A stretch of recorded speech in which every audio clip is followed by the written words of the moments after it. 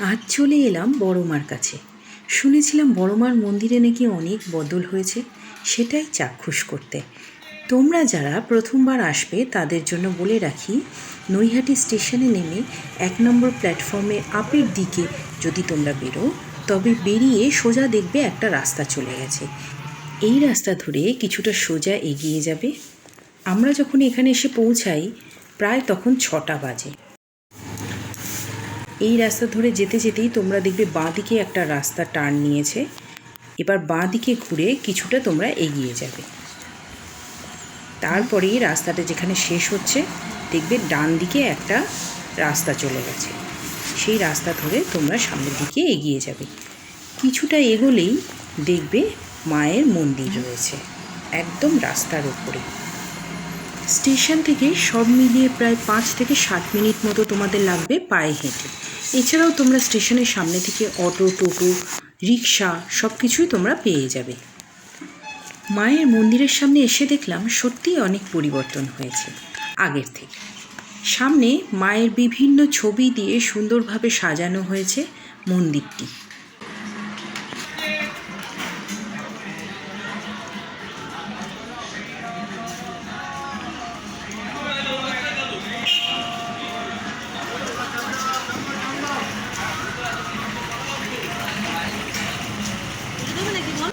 আমরা যখন মন্দির চত্বরে পৌঁছাই তখন প্রায় 6টা 10-15 হবে।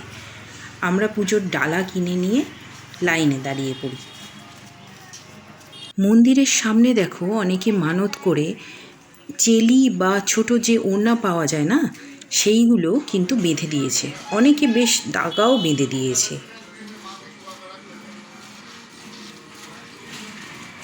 এই হলো আগের মন্দিরের চেহারা, আর এই হলো এখনকার রূপ।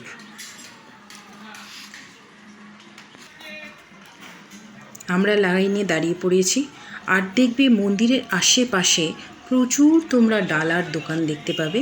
সেখান থেকে তোমাদের পছন্দ মতো যার যা মনে হয়, মোটামুটি 50 টাকা থেকে ডালা পাওয়া যায়। তোমরা সেখানে ইচ্ছে মতো যা খুশি তোমরা সাজিয়ে ডালা নিতে পারো। মন্দিরের গেট খুললো 7টার সময়। চলো ভেতরে যাই।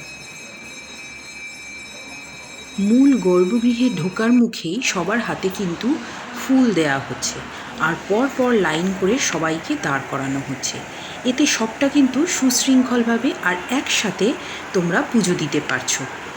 তাই অনেক লম্বা লাইন হলেও তাড়াতাড়ি পুজোটা দেয়া হয়ে আছে। রোদের মধ্যে বেশিক্ষণ বাইরে দাঁড়াতে হচ্ছে না। মন্দিরের ভেতরে কিন্তু ভিডিও করা অ্যালাউ নেই, তবে ফটো তুলতে পারো। এটা আমি পরে মন্দিরের তরফ থেকে জানতে পারলাম। আমি ঘটনাক্রমে মোবাইল অফ করতে ভুলে গিয়েছিলাম, তাই কিছু ক্লিপিংস চলে এসেছে। পরে জানতে পেরে আমি কিন্তু সঙ্গে সঙ্গে মোবাইল অফ করে দিই। ভেতরে ঢুকে খুব সুন্দরভাবে আমরা কিন্তু পুজো দিয়েছিলাম। পুজো দিয়ে বেরিয়ে আমরা একটু গঙ্গার পাড়ে চলে এলাম।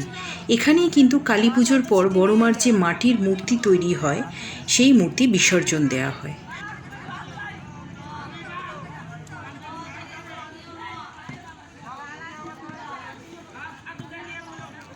গঙ্গা স্নান করে দেখো কত লোক ডন্ডি কাটতে কাটতে মায়ের মন্দিরের দিকে এগিয়ে চলেছে। এরকম অনেককে পথে দেখতে পেলাম।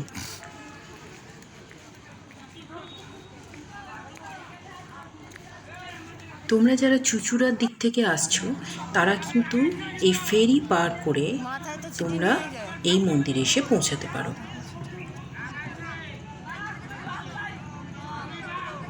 গঙ্গার পাড়ে কিছুক্ষণ দাঁড়িয়ে থেকে তারপরে আবার আমরা ফিরে চললাম। এইবার তোমাদের দেখাবো তোমরা যারা ডাউনের সাইড দিয়ে বেরোবে তাদের রাস্তা। ঠিক মন্দিরের সামনে থেকে সোজা যে রাস্তাটা বেরিয়ে এসেছে সেটাই কিন্তু ডাউনের দিকে 1 নম্বর প্ল্যাটফর্মে উঠছে। এই ছিল আমার ছোট্ট একটা ইনফরমেটিভ ভিডিও, তোমরা যারা আসতে চাও নৈহাটি বড়মার মন্দিরে তাদের জন্য। কেমন লাগলো ভিডিওটা অবশ্যই তোমরা কিন্তু জানিও। ভালো লাগলে পাশে থেকো।